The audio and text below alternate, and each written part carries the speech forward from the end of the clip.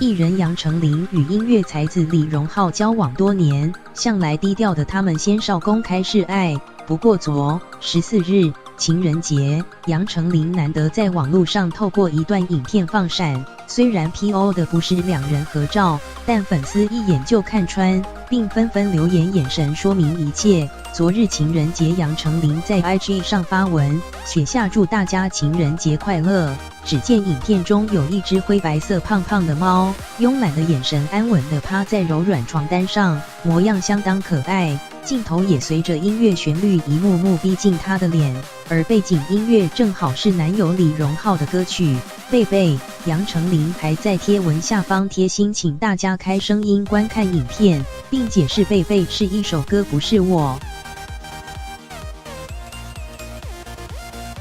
影片上传后，不少粉丝似乎看出了真相，咪咪眼的招牌加上背景音乐，立马让大家联想到是在放闪男友李荣浩，纷纷笑回跟李荣浩长得好像，眼睛看出一切了，哈哈哈，太可爱了，花式秀恩爱，大呼杨丞琳有创意。也有网友替李荣浩抱不平，开玩笑表示荣浩哥眼睛哪有这么眯啦，你这么顽皮，浩哥知道吗？